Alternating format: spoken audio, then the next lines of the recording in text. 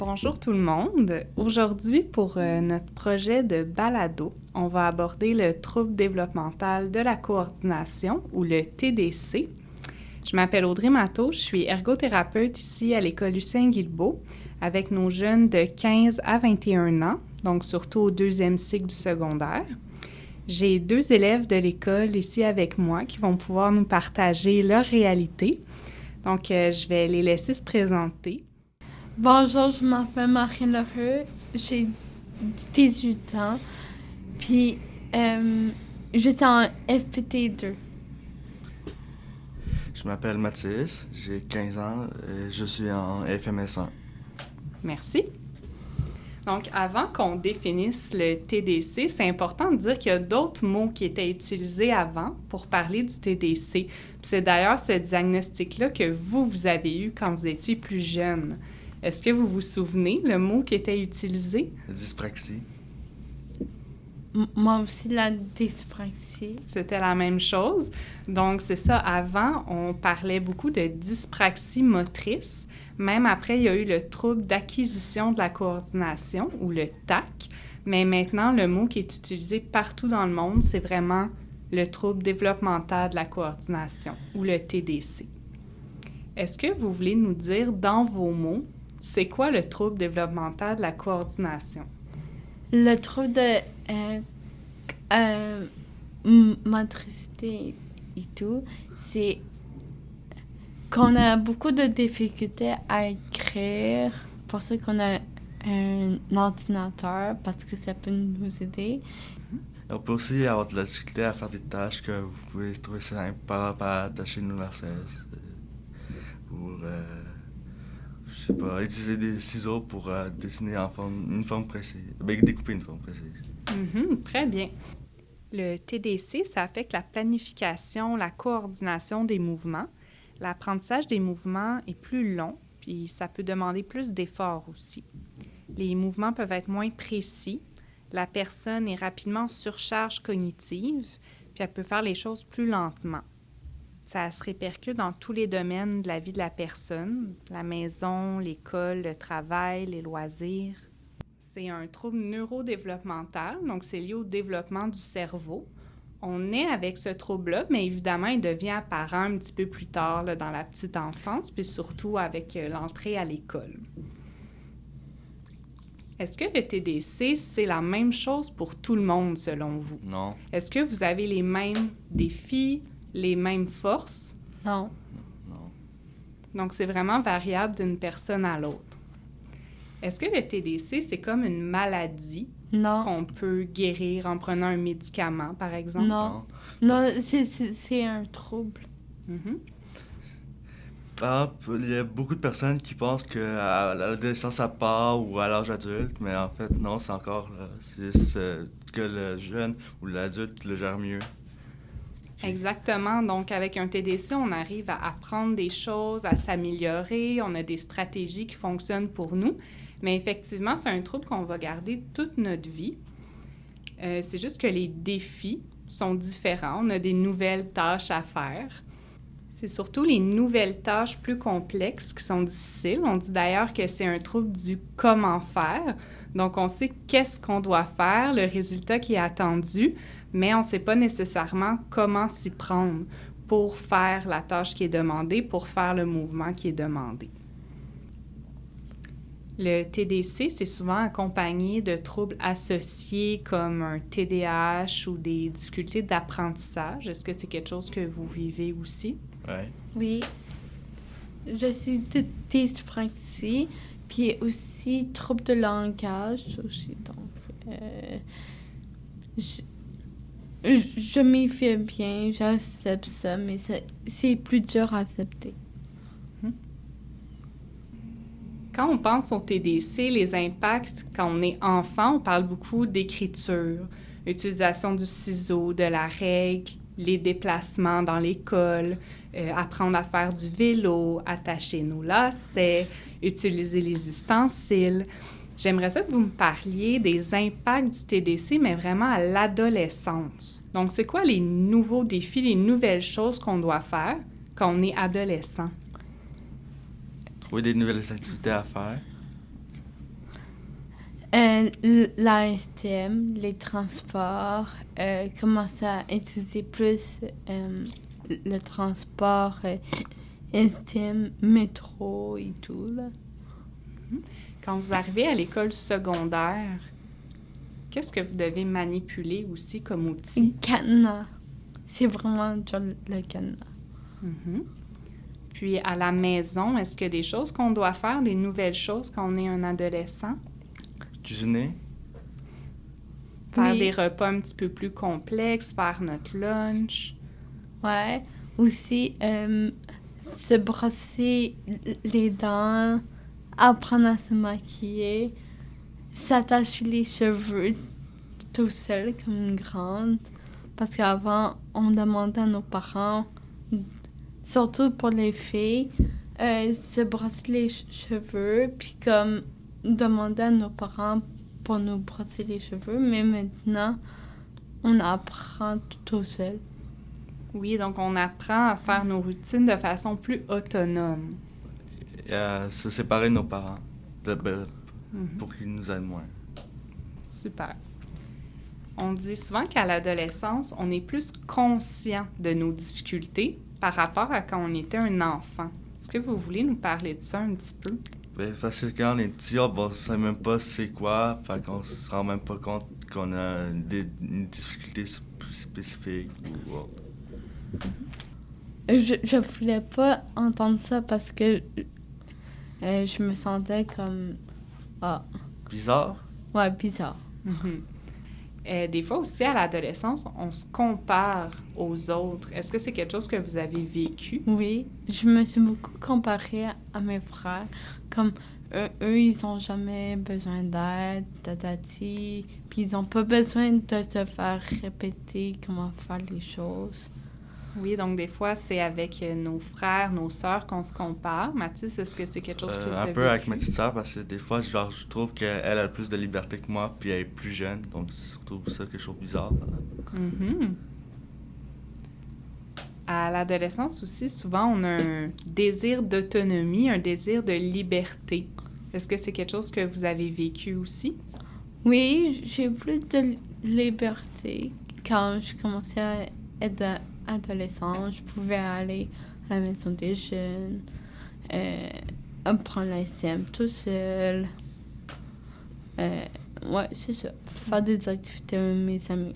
Puis c'est ça, là.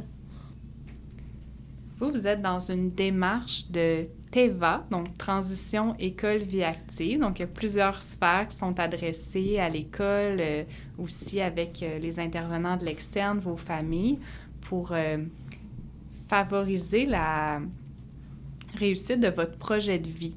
Donc, avec votre projet de vie, c'est vraiment au centre de la démarche. Vous reprenez un petit peu le contrôle sur les choix par rapport à votre vie, puis à ce qui vous attend plus tard. Donc, ça vient un petit peu répondre à ce besoin-là aussi de liberté puis d'autodétermination aussi.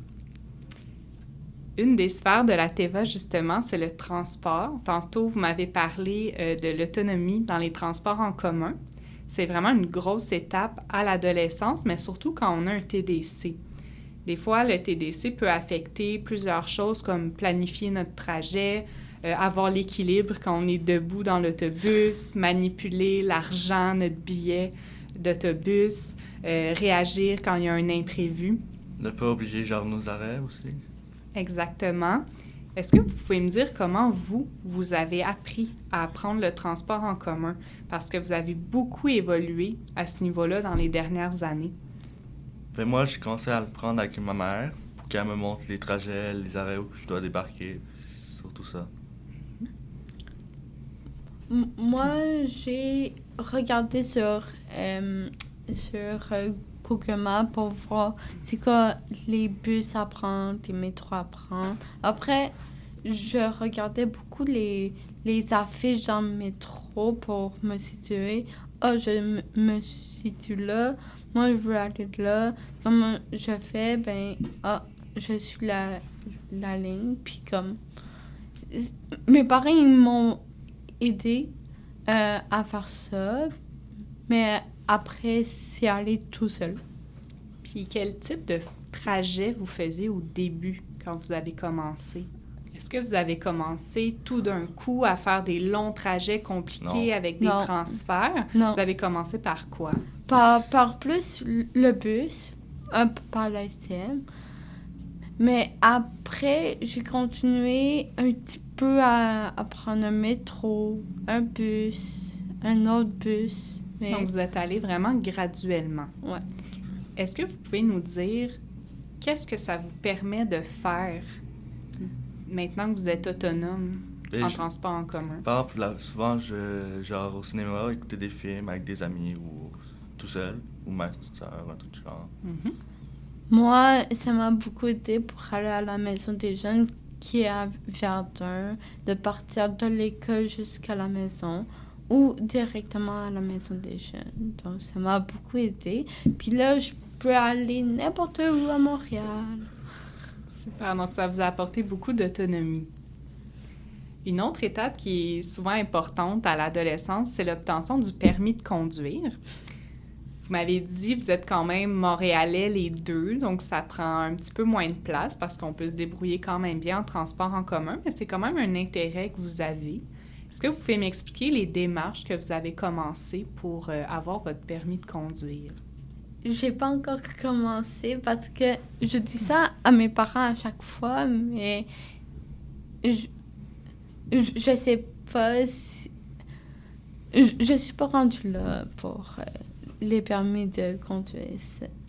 C'est comme trop dur. C'est comme... Je dis que je vais le faire, mais finalement, je fais pas parce que... Donc, c'est quelque chose qui vous intéresse à plus long terme, mais c'est une stratégie d'ailleurs d'attendre d'être un petit peu plus vieux pour mettre toutes les chances de notre côté quand on a un TDC. Ouais. Donc, c'est bien. J'ai pas non plus commencé encore les cours de conduite ou autre. Des fois, c'est difficile de s'organiser, planifier toutes les étapes pour avoir le permis de conduire. Il y a beaucoup d'étapes.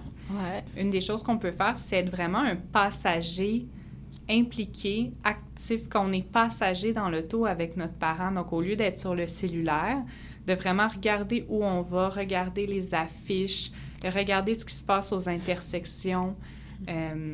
Ça peut nous aider aussi de regarder quand notre parent met de l'essence dans l'auto, comment ça fonctionne. Donc, d'être un passager actif, ça nous prépare si un jour on veut obtenir notre permis de conduire. Peut-être aussi, genre, regarder qu'est-ce que lui fait, comment il utilise le volant, ou à quel moment il freine. Tu peux aussi poser des questions à ton parent comme passager, comme pourquoi tu pèses sur un certain bouton, pourquoi tu mets un clignotant, pourquoi. À quoi ce bouton-là, il sert? Surtout, il y a quand même beaucoup de boutons dans la voiture. Ouais. Puis il faut pas se mélanger entre le bouton de frein et d'avance. Oui, donc avec un TDC, ça se peut que ce soit difficile de gérer les pédales, le volant, le clignotant. Donc... le bric à bras aussi. Oui, donc la personne a besoin peut-être de plus de pratique, de répéter souvent dans des contextes qui sont pas stressants. Si c'est très difficile, il y a aussi quand même des programmes spécialisés qui existent dans le réseau de la santé qui peuvent nous soutenir là-dedans avec des professionnels comme des ergothérapeutes qui peuvent nous aider avec ça.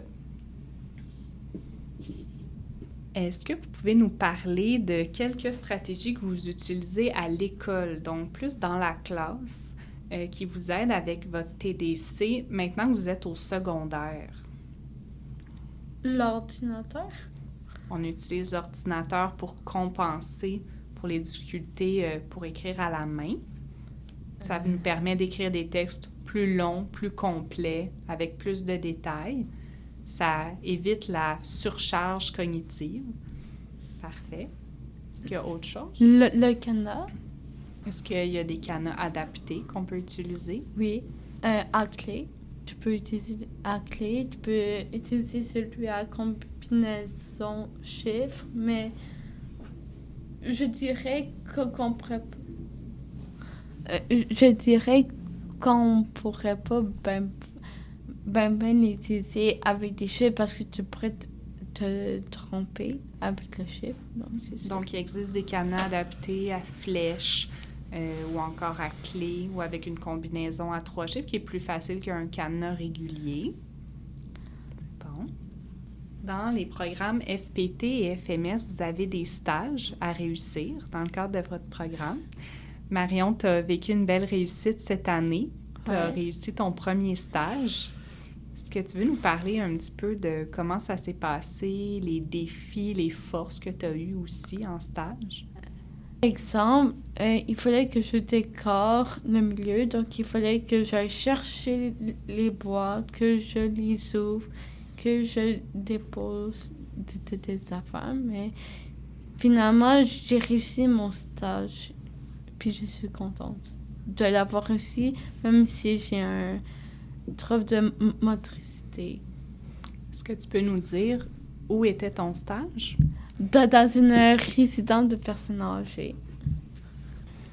On dit souvent que le TDC, c'est un trouble invisible. Ça peut être quoi les impacts de ça quand on arrive sur le marché du travail ou en stage? Par exemple, tu vas voir pour une entrevue, mettons, celui avec lequel tu fais l'entrevue, il peut pas savoir si tu as vraiment des difficultés ou pas parce que ça se voit pas physiquement. C'est psychologique. Alors, t'as pas de preuve pour te dire que tu as vraiment ces difficultés-là. Donc, ça devient important de nommer nos besoins en ce moment-là. Est-ce que vous avez des exemples de stratégies qui peuvent nous aider en stage ou sur le marché du travail quand on a un TDC? De demander à ta superviseuse de stage plus de fois que être isolé, puis après, tu fais pas la tâche que la superviseuse avait demandé. Avoir plus de rappels. Ouais, avoir plus de rappels. Super. Donc, beaucoup de répétitions, beaucoup de pratiques. Avoir une routine qui est stable aussi, ça aide beaucoup. Avoir une personne ressource, Marion, comme tu disais. Avoir des repères visuels, des listes à cocher de choses à faire. C'est aidant aussi de faire vraiment une consigne à la fois, une tâche à la fois. Ouais. De se faire vraiment démontrer la tâche devant nous. On disait tantôt que le TDC, c'est un trouble du comment faire. Des fois, dans un milieu de travail, la personne va nous dire quoi faire, mais pas nécessairement comment faire. Est-ce que vous auriez un exemple de ça? Bien, utilise cet outil-là pour installer cet meuble-là, mais tu sais pas comment il marche, cet outil-là, ben tu peux pas vraiment le faire. Mm-hmm. Donc, on comprend... Qu'est-ce qu'il veut qu'on fasse, mais on sait pas comment il veut comment on doit le faire. Mm-hmm. Donc, on aurait peut-être besoin d'une démonstration, de le faire devant la personne, et cette personne-là nous donne des commentaires. On peut aussi utiliser des outils technologiques. Ça peut nous aider, nous mettre des alarmes, des rappels pour nous aider à gérer notre horaire aussi. Dans le cadre de votre TEVA, une autre sphère qui est importante, c'est la sphère des loisirs. On vous dit souvent que c'est important d'avoir des activités de loisirs, surtout pour préparer le après Lucien Guilbeault. Est-ce que vous voulez nous parler un petit peu de vos loisirs? Avant, j'allais à la maison des jeunes. Là, je peux plus y aller parce que à cause de mon âge, je peux plus aller. Qu'est-ce que tu faisais à la maison des jeunes? Des tâches de la semaine, des tâches du mois, des activités. C'était souvent gratuit, sinon c'était à demi-prix. C'est ça, je m'amusais, j'ai connu des amis, j'ai continué à les appeler, je les continue à les texter pour faire des activités. Puis on est encore amis, même si je suis sortie de la maison des jeunes. Je fais du karaté avec ma mère, ma soeur. Je fais encore du karaté, même si j'ai un trouble de motricité. Ben, je suis capable de faire du karaté. À la fin de semaine, est-ce qu'il y a des activités que tu fais souvent? Comme lire, aller à la bibliothèque, tout seul. comme on avait expliqué avec les transports. Très bien. C'est un bon exemple quand tu nommes le karaté. Les sports individuels, mais qu'on peut quand même faire avec d'autres personnes, c'est des bons sports pour les jeunes qui ont un TDC. C'est plus facile à apprendre qu'un sport de groupe, par exemple. Comme le basketball, Le au soccer. primaire, c'était comme plus dur parce que comme tout le monde allait vite, mais après, moi, j'étais lente, puis comme ça ralentissait le Il cours. va y avoir et plus tout. de difficultés à suivre la partie. Ouais. Exactement. Donc, les sports plus individuels comme les arts martiaux, la natation, l'escalade, c'est des bonnes options parfois pour les jeunes qui ont un TDC. Donc, j'entends que tu as trouvé plusieurs activités qui correspondent à tes capacités Ouais. puis à ce que tu aimes faire. Ouais. Mathis, est-ce que toi aussi, tu as quelques loisirs? Jouer aux jeux vidéo. Parler juste comme ça, juste avec mes amis, c'est quelque chose que j'aime faire. Mhm. Il y a aussi une sortie que tu aimes faire. Aller au cinéma. Moi aussi, j'aime ça aller au cinéma avec mes amis. Mais c'est plus dur à organiser, mais c'est facile à la fin.